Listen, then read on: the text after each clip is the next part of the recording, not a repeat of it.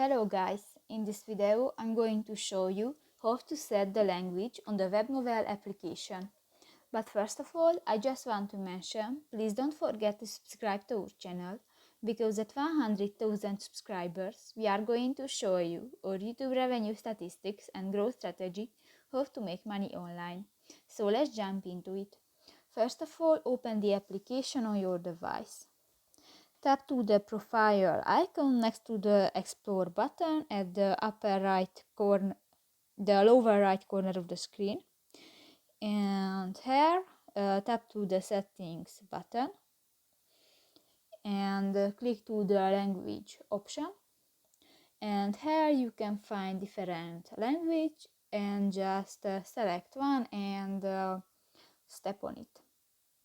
And done. So that's pretty much it for this video, guys. See you in the next one. Bye bye.